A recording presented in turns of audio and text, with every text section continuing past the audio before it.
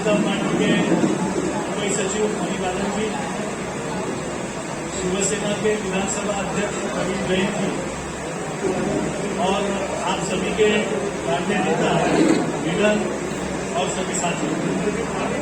अभी यहाँ पर मैं सिर्फ कुछ एक मिनट आपस में बात करेंगे तो आगे की चर्चा नहीं होगी। यहाँ पर आजाद नगर एबीसीडी से कितने लोग आए के हाथ पर है?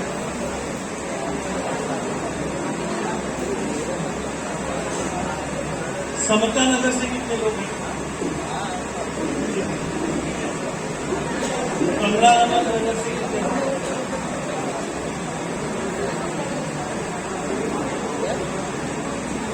शाहू नगर पर शाहू नगर, मेघवाड़ी,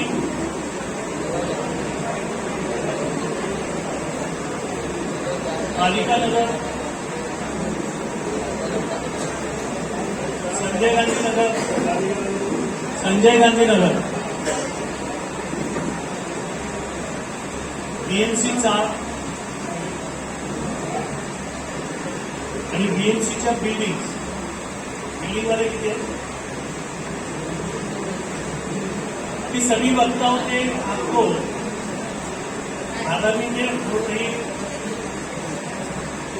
विकास के बारे में कई अभिप्रायक और अपने मार्गदर्शन पर बातें रखी। यहाँ पर अभी जो ज्यादा संख्या में यहाँ पर उपस्थित है आजाद नगर।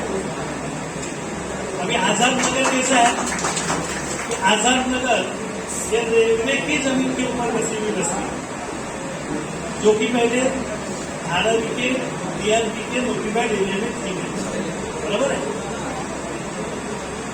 लेकिन अभी धारावी के विकास के लिए अभी सभी लोगों ने कई पॉलिटिकल नेताओं के बारे में बात की है, तो वापिस को घबराऊंगा नहीं। लेकिन बात आपको ये समझनी चाहिए, जब विकास की बात हो रही है और पहली बात ऐसा हुआ है कि विकास का टेंडर उठकर विकास कैसे होगा इसके ऊपर कम से कम चर्चा शुरू हुई है, मशक्कत शुरू हुई है। और उसके ऊपर चर्चा के साथ में एक साइड से विकास होना चाहिए, इसके लिए लोग तैयार है, और दूसरे साइड से कुछ लोग विकास के विरोध में भी कोई लोग बात करते हैं।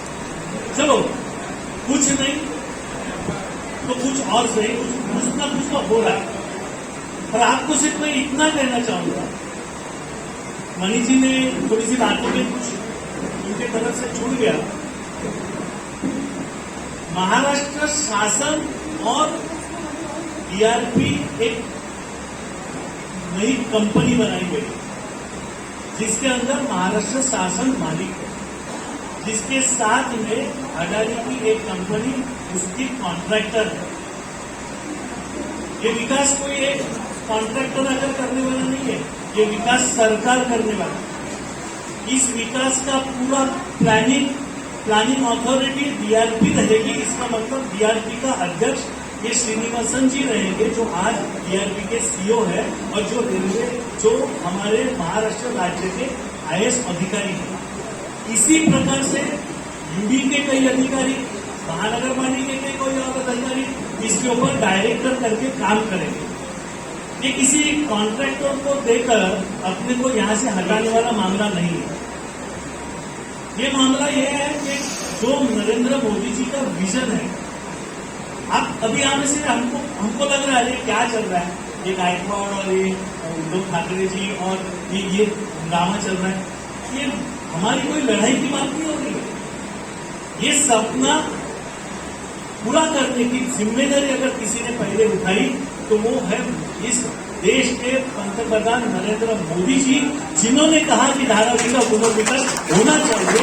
और वहां पर बार बार 2014 से लेकर आज तक हमने जो उनको चुनकर दिया, वो राहुल शेवाली जी ने संसद में अपनी बातें रखी कि राहुल शेवाली जी की अगर आपको मैं थोड़े दिनों के बाद में हमने जो संसद में धारावी के बारे में जो भाषण किए वो भी आप तक आएंगे, क्या लेटर लिए वो भी आपको पता चलेगा। साथ साथ महाराष्ट्र के मुख्यमंत्री उस वक्त जो थे 2014 में, 2014 तक तो बातें हो रही थी, चर्चा ही हो रही थी। धारावी के नाम पर 150 से 200 करोड़ रुपया सिर्फ चाय और चिवड़ी पे खर्चा हो गया, कुछ नहीं हुआ। 200 करोड़ रुपया धारावी डीआरपी को दिया गया 2004 से लेकर 2014 तक, और वो सिर्फ और सिर्फ किसी एजेंट को दिए गए, किसी टेक्नीशियन को दिए गए, किसी को सर्वे करने के लिए दिए, और बाकी का अगर खर्चा देखा जाए तो वो चाय और चिवड़े पे निकाल, मैं नहीं बोल रहा हूँ, आप आरटीआई निकाल कर देख लीजिए।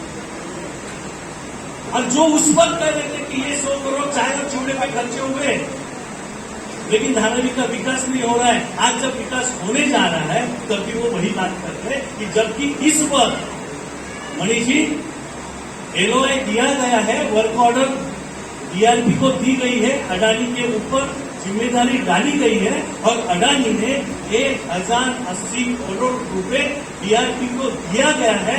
इसका मतलब उसने अपना खर्चा भी शुरू कर दिया, और उसी 1080 करोड़ रुपए में से 800 करोड़ रुपया 500 करोड़ रुपया भाड़ा को दिया गया, और बचे हुए पैसे जो सरकार की तरफ से आए थे ये 840 करोड़ रुपया जो रेलवे की लैंड लेने के लिए खर्चा हुआ डीआरपी का, वो भी वापिस अदा किया। इसका मतलब क्या है? मतलब ये है विकास करने का पूरा पहला कदम उठाया गया। आज मैंने इसलिए पूछा आजाद नगर की बात, अगर आजाद नगर इस रेलवे की जमीन को अगर हमारे माननीय उस वक्त के मुख्यमंत्री माननीय देवेंद्र फडणवीस जी अगर अपना सोच लगाकर जिस तरीके से उन्होंने 870 करोड़ रुपया देकर रेलवे को देकर अगर ये जमीन खरीदी नहीं की होती तो आज आजाद नगर के हजारों झोपड़ीवासियों का क्या होता? एक क्वेश्चन मार्क है।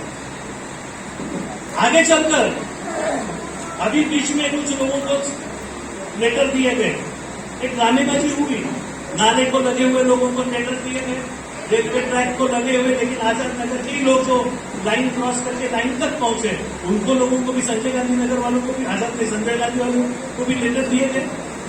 हम लोगों ने जाकर जब डीआरपी के श्रीनिवासन साहब से बात की तो उन्होंने तुरंत 2 लेटर, एक म्युनिसिपल कमिश्नर को भी दिया और रेलवे के सीनियर डीएम को भी लिखा और कहा कि इन सभी झोपड़ियों को हम पूरे डीआरपी के तहत रीडेवलप करने वाले हैं, इनको तोड़ने की कोई जरूरत नहीं। इसका मतलब सबको सेफ्टी देने का भाई, घर के बदले घर मिलेगा, 100% मिलेगा। मोदी की गारंटी बोलते वैसे 100% घर मिलेगा। अभी हवा में बात चल रही है, सबको हकारा जाएगा, सबको हकारा जाएगा। भाई कहां से, कौन कहता है आपको सबको हकारा जाएगा? ये पहली बार हुआ है डीआरपी के अंदर, पूरे महाराष्ट्र के अंदर झोपड़पट्टी कायदा अलग चलता है, लेकिन डीआरपी का एक अलग कायदा बनाया गया कि डीआरपी के अंदर जो एक के ऊपर एक, मतलब पहले माले पे रहने वाले झोपड़ीदार को भी उसकी पात्रता को देखते हुए अगर वो अपात्र भी होगा तो भी उसको घर दिया जाएगा। जमीन वाले को तो दिया जाएगा ही जाएगा, ऊपर वाले को भी दिया जाएगा, लेकिन उसके लिए एक क्या बोलते हैं, एक हरा खड़ा बोलते हैं, वो तैयार किया जा रहा है। उसको कौन से क्लॉज में कैसे दिया जाएगा, उसको पहले रेंटल में दिया जाएगा और वही घर को वापस खरीद सकता है। ऐसे सिस्टम में घर देने का। अभी आप मुझे बताएं कि इसका मतलब क्या हुआ? हमने 2012 में पहले सर्वे किया, 2004 में जो हुआ वो छोड़ दीजिए, 2012 में सर्वे किया, हमको मालूम है हमारे पास 59,000 झोपड़ों का पूरा ब्यौरा है, लेकिन वापिस सर्वे होगा। सर्वे क्यों होगा? सर्वे असलियत समझने के लिए होगा। सर्वे क्यों होगा? पात्र अपात्र करके आगे को लोगों को बाहर धकेलने के लिए नहीं होगा। अपात्र होते हुए भी उसको कैसे घर देना है, इसके लिए सर्वे होगा। सर्वे क्यों होगा? कौन से घर में कौन सा व्यवसाय चल रहा है, उसके हिसाब से उसको कौन से तरीके से उसको रिहैबिलिटेट पुनर्वसन उसका करना चाहिए, उसकी मालूमात लेने के लिए सर्वे होगा।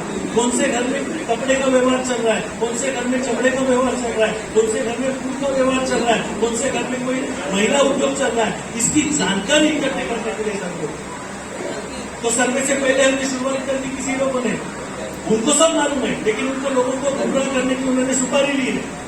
ये सुपारी सिर्फ उस वक्त तक चलेगी जब तक कुछ उनके किसे में जाता नहीं है। जिस दिन उनके किसे भरे जाएंगे उसके बाद में वो खुद आके कहेंगे अभी हमको धारावी का विकास होना ही करना है। आएगा वो समय भी, हर 2 महीने बाद पता चलेगा कि धारावी विकास की बात ये कर रहे जो विरोध की बात कर। मैं राजनीति में बहुत ज्यादा विश्वास नहीं करता। मैं सिर्फ इतना कह रहा हूं कि हमारे राहुल शेवाड़े जी जो हमारे खासदार हैं, इन्होंने बार बार हमारे धारावी के लिए ऐसा कोई कदम नहीं होगा जो उन्होंने उठाया नहीं हो और धारावी के विकास के लिए और धारावी लोगों के लिए कोई फायदा नहीं हुआ। रेलवे के अधिकारियों के, रेलवे के पार्लियामेंट्री कमेटी में हमारे राहुल शेवाड़े जी के, रेलवे के जनरल मैनेजर के, सेंट्रल रेलवे और वेस्टर्न रेलवे के दोनों जनरल मैनेजर से बात करके और श्रीनिवास को उनको बोलने के बाद में मैं चाहूंगा कि वो लेटर अपने सभी संजय गांधी नगर और सभी लोगों को दिया जाए। आजाद नगर के लोगों को मैं आपको कहना चाहूंगा, अगले 15 दिन में आपका सर्वे शुरू होगा। रेलवे लाइन के सर्वे के ऊपर का पहला सर्वे होगा, तो आपकी जिम्मेदारी होगी, ये आपकी जिम्मेदारी होगी, क्योंकि आप रेलवे के जमीन के हो, धारावी के नोटिफाइड एरिया में आप नहीं थे, आप अभी आए हो, उनको सहयोग कर अपनी पूरे कागजात प्रॉपर दिखाकर, और आपको अभी मैं अवगत करता हूं, अगर कोई भी आकर आपको ये कहे कि अगर आप कागज दिखाओगे और आप डिस्क्वालीफाई हो जाओगे, आपको घर नहीं मिलेगा, आप उसी वक्त उसी आदमी को कहना हम हमारे नंबर दे देंगे, हम बात करेंगे। कोई भी आदमी आजाद नगर का कोई अपात्र नहीं होगा, सबको वहीं के वहीं पर पुनर्वसन किया जाएगा। बेतुके बातें करके विकास को रोड़ा डालने का काम नहीं होता। अभी रही बात संजय गांधी नगर के बारे में भी पत्र दिया गया, जितने भी नाले को दबकर घर है वो पूरे घर का सर्वे होने जा रहा है। सबसे पहले रेलवे लाइन के ऊपर जितने स्लम है उसका सर्वे होने जा रहा है। उसके आगे हमारा सेक्टर 1 मतलब जो हमारे महानगर पालिका की चाल है, हमारा जो बिल्डिंग्स है, बालिका नगर है, इनका सर्वे उसके साथ या उसके बाद में 15 दिन बाद शुरू होगा। और जिसमें जैसे लीडर ने कहा, हमारे हर एक आदमी की समस्या अलग अलग है। धारावी के अंदर जिनकी बिल्डिंग है, जिनका 180 स्क्वायर फुट है या ज्यादा है, उनकी डिमांड ज्यादा है। एक बात आप समझ लीजिए, उसका पूरा कानून लिखा हुआ है। पीएमजीपी के बिल्डिंग के लोग कितने हैं यहाँ पर? पीएमजीपी बिल्डिंग के कौन है? पीएमजीपी है ना। पीएमजीपी का रीडेवलपमेंट 33(7) में हो सकता है, आपको मालूम है। नए कानून में पीएमजीपी का बिल्डिंग का 33(7) में हो सकता है और 33(9) में हो सकता है। और जब हमारा डीआरपी का होगा तो 33(9) के हिसाब से उनको फायदा दिए। अभी ये आपके दिन में किसी ने भर दिया कि नहीं, आपको 33(7) जरूरी है और 33(9) के हिसाब से फायदे नहीं होते। जब डीआरपी बनी है, वो डीआरपी बनी इस तरह से है कि वो 33(9) में भी काम करेगी, 33(10) के अंदर भी काम करेगी। तो जहां जो भी 33(9) का प्रावधान होगा, जो जैसे मेरे ने कहा कि एक सोसाइटी है, उसका नाम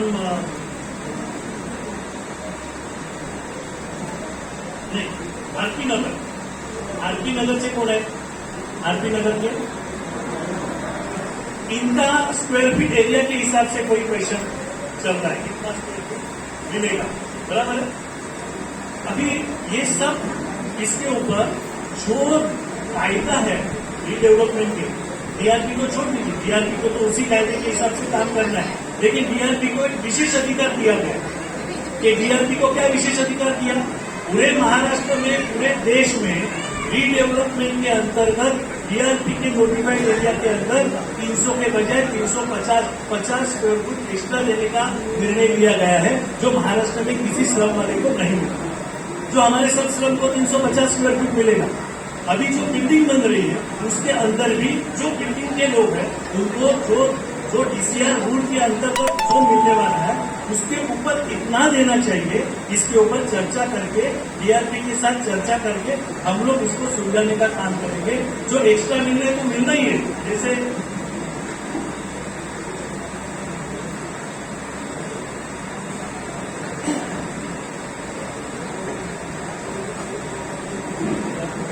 बालिका नगर में 421 और जिसके अंदर अभी एरिया जो है 300 स्क्वायर फीट है, 400 है, 500 है और 550 है, जो जानकारी मेरे पास है। और अभी उसका जितना परमिसिबल एरिया है वो उनको तो मिलना ही मिलना है।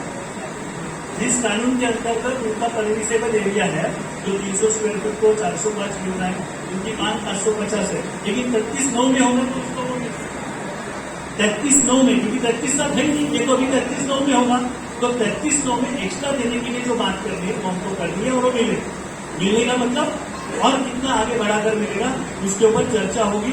इसके लिए बालिका नगर हो, आपका बीएमसी 4 हो, जो आपके आरपी नगर हो, इनका एक अलग फेडरेशन एक ठीक से अलग से बनाकर एक रिप्रेजेंटेशन हमको बनाना है। आपकी डिमांड को लेकर आज की जो चर्चा है उस डिमांड को, स्टेट प्रॉपर्टी को लेकर एक अलग बात होगी और स्लम को लेकर एक अलग बात होगी। राहुल शेवाली जी की और डीआरपी में भी एक मीटिंग हो चुकी है और जिसका एक प्रस्ताव रेडी होने जा रहा है कि जितने पूरे 4600 करीब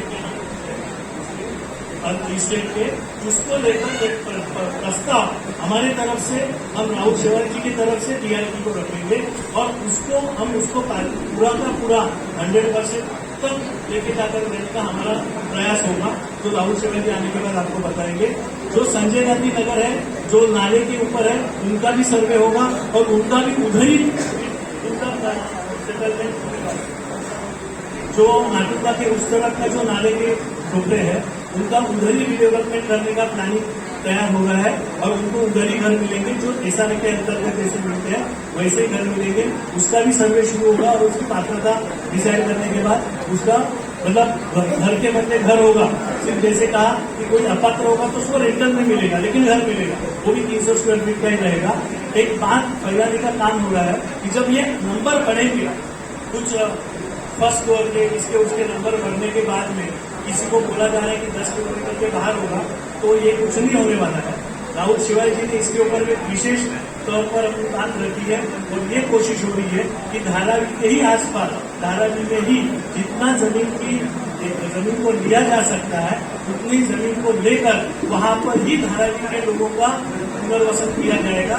जैसे एस्ट्रेला बैटरी है, जॉनसन का कंपनी है, इसके अंदर एक 30,000 स्क्वायर मीटर के प्लॉट बने, उसको लेकर किया जाए, इसके लिए भी बातचीत हो रही है। तो एक बात रही, हमारे जो स्लम में जो रह रहे हैं उनको रेलवे के लाइन का उनका इश्यू खत्म हो जाएगा और जो सेक्टर 1 के स्टेट प्रॉपर्टी के लोग हैं उनका भी जो समस्या मतलब जो डिमांड है, उस डिमांड को सीधे डीआरपी के कमेटी के साथ में बिठाकर उनके साथ में चर्चा कर उनका पूरा एफएसआई दिलवाया जाएगा और उसी हिसाब से उनको घर दिया जाएगा। अभी जैसे प्रवीण जैन ने कहा और हमारे छोटे जी ने भी कहा कि जब विकास की बात आती है तो हमको एक साथ में रहना जरूरी है।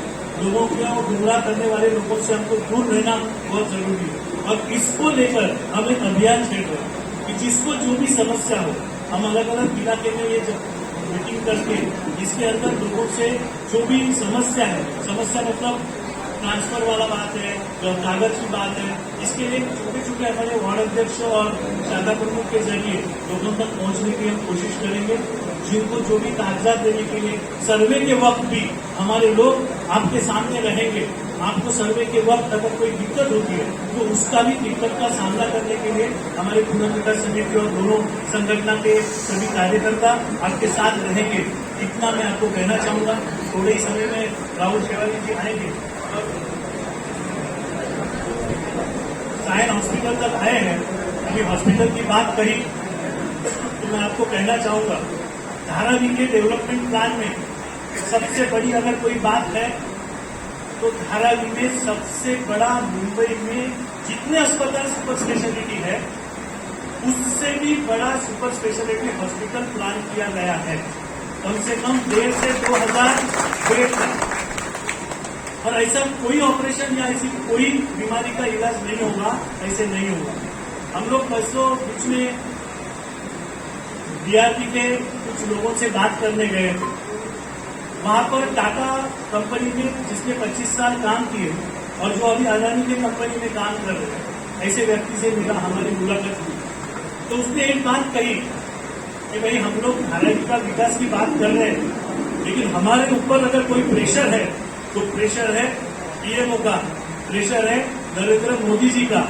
नरेंद्र मोदी जी टीआरपी के ये अदानी के लोगों के ऊपर ये प्रेशर कर रहे हैं कि धारावी के अंदर मुझे ऐसी सोसाइटी और ऐसा शहर बनाना है कि पूरे दुनिया के लोग कि धारावी कैसे बनी है ये देखने के लिए एक डेस्टिनेशन स्टेशन होना चाहिए, ऐसा मुझे बनकर चाहिए। और उन्होंने एक बहुत बड़ा सवाल रखा है उनको बोला है कि आप मुझे प्लानिंग पहले दिखाओगे, आप मुझे वहां पर एक ऐसी बिल्डिंग का निर्माण करोगे कि जो पूरे भारत में ऐसी कोई बिल्डिंग नहीं होगी कि जो धारावी में होगी और उसको देखने के लिए लोग आएंगे।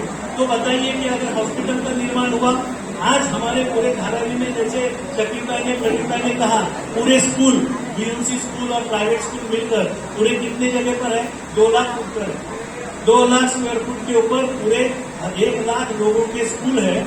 लेकिन अगर जब धारावी बनेगी तो स्कूल के लिए और कॉलेजेस के लिए और यूनिवर्सिटी के लिए अगर कोई जगह रखी गई है तो 12 लाख फुट की जगह बनाई गई है, जिसके अंदर सिर्फ स्कूलें नहीं होगी, सिर्फ होगा 10वीं से 12वीं तक नहीं होगा, वहां पर इंजीनियरिंग कॉलेज, एक मिनी यूनिवर्सिटी या एक यूनिवर्सिटी, ऑटोनोमस यूनिवर्सिटी खड़ी हो जाएगी। धारावी का बच्चा केजी से लेकर पीजी तक, पोस्ट ग्रेजुएशन तक का पढ़ाई धारावी में ही कर सकेगा, वो भी अलग अलग लेवल पर इंटरनेशनल यूनिवर्सिटी के साथ में टाइप करने के बाद ये धारावी के डीआरपी की कंपनी की तरफ से की जा रही है। ये सब हवा की बात आप मत समझिए, पूरा आपको कागज पे आएगा। आज जो मैं बोल रहा हूँ कि मैंने मीटिंग की है और मीटिंग में हमने जो सवाल किए हैं, हम आपके तरफ से वहां पर सवाल रखते हैं, उस सवाल का जवाब आने के बाद हम आप तक लेकर आते। ऐसे ही आपसे और कुछ सवाल लेकर हम ऑफिस जाएंगे, आप उस सवालों का जवाब लेकर हम वापिस आपके पास आएंगे और आपको पूरा सेटिस्फाई किया जाए। सबसे बड़ी बात अभी है, कोई किसी को भी विस्थापित नहीं किया जा रहा, किसी का भी घर तोड़ नहीं रहे, किसी को कोई ये सोचने की जरूरत नहीं कि अगर मेरा घर टूटने के बाद क्या होगा। पहले 10,000 से ज्यादा घर बनेंगे और उसके बाद में आपकी चाबी दी जाएगी और आपको नए घर की चाबी दी जाएगी। अभी दिक्कत किसको है? अभी इसके बावजूद भी दिक्कत अगर किसी को है तो मतलब उसके मन में काला है। अगर अभी भाई लोगों को अगर आप बहकाने वाले हो कि आप बेघर हो गए, तो इसका मतलब आपके दिल में कुछ काला है। इसका मतलब यही है कि आपको धारावी का विकास नहीं चाहिए और विकास की गोलियों में धारावी में हमारी राजनीति खत्म हो जाएगी। इस डर से आप धारावी का विकास को रोकने की राजनीति कर रहे हैं। हम उसका डटकर विकास का उसको राजनीति का हम विरोध करेंगे और मेरे ख्याल से आप सभी लोग इस प्रकार की राजनीति का विरोध करेंगे। ये गंदी राजनीति। अभी जब हम लोगों को ये बताया जा रहा है कि जो लोग 40-40, 25-25, 30-30 माले की जो बिल्डिंग होगी, लोगों को बताया जा रहा है इसके अंदर डेवलपमेंट होने के बाद में आपको आप मेंटेनेंस कैसे करोगे? भाई मेंटेनेंस करने का पूरा प्रावधान किया गया। कैसे किया गया? हर एक बिल्डिंग में 10 माले पर पूरे दुकानें और एक कॉम्प्लेक्स होगा, कमर्शियल कॉम्प्लेक्स, जो उसके ऊपर आपका घर होगा और उस 5 से 10% ऑफ उस बिल्डिंग का, और वो बिल्डिंग उस पूरे दुकान का भाड़ा जो कलेक्ट किया जाएगा, उसी भाड़े में से आपके पूरे बिल्डिंग की मरम्मत और उसका आपका मेंटेनेंस होगा, लाइट बिल होगा, पानी बिल होगा, आपका जो करंट मेंटेनेंस होगा वो होगा। आपको 1 रुपया खर्चा नहीं आएगा। आप उसी तरीके से आज हमारे पास कितने शादियों के हॉल है, आज हमारे पास कितने ऑडियो विजुअल्स करने के लिए कोई थिएटर्स है, आज हमारे पास अगर कोई हमारे जैसे ये बहुत कम ऐसी जगह रही होगी जहां पर ऐसे कुछ प्रावधान है, लेकिन मल्टीपल मल्टीप्लेक्स इसको बोलते हैं ना, मल्टीप्लेक्स, वैसे थिएटर्स, वैसे उस तरीके के हॉल, उस तरीके के कम्युनिटी हॉल बनाने का काम हो रहा है और उसका भी ड्राइंग रेडी हो रहा है। और आपको और एक आपको बात बताऊं कि जो बात आप सबके लिए बहुत बड़े गर्व की बात है, धारावी के बीच में हमको नीचे से जो आज मेट्रो 3 और मेट्रो 11 जो चल रही है, उसका कनेक्टिविटी लाने का भी प्लानिंग हो रहा है। वो धारावी स्टेशन बनेगा, 2 भी स्टेशन अंडरग्राउंड स्टेशन बनने की कोशिश बन रही है, जिसके वजह से पूरे मुंबई में हम मेट्रो की कनेक्टिविटी लेकर जा सकते हैं और साथ साथ underground parking, underground pathway, underground commercial complexes, इस सब ये विकास की एक अलग दिशा में धारावी को लेके जाने का काम है। आज तक हम आज ये धारावी बनी कैसे? कितने लोगों को ये हम लोग बार बार कह रहे हैं, ये धारावी सिर्फ कोई झुपड़पट्टी करके बनी नहीं है। ये मुंबई बनाने के लिए जो मजदूर आए थे, उन्होंने अपनी वसाहत बनाई, तब ये धारावी बनी। मतलब मुंबई बनाने वालों के मजदूरों की वसाहत ये धारावी है। मुंबई के अंदर चमड़े का व्यवसाय कर मुंबई के चमड़े उद्योग को चलाने वाली ये धारा भी है। मुंबई के पूरे मुंबईकरों के लिए खाऊ बनाने वाली, मतलब नाश्ता बनाकर देने वाली और इतना बड़ा उद्योग चलाने वाली ये धारा भी है। मुंबई के लोगों को कपड़ा सिलाकर देने वाली ये धारा भी है। तो मतलब रोटी, कपड़ा, मकान मुंबईकरों के तीनों चीजों को बनाकर देने वाली ये धारा भी है। और इसके आगे जाकर इन पूरे उद्योगों के साथ साथ इस पूरे उद्योगों में लाखों बेरोजगारों को, मुंबई के बेरोजगारों को रोजगार देने वाली ये धारा भी है।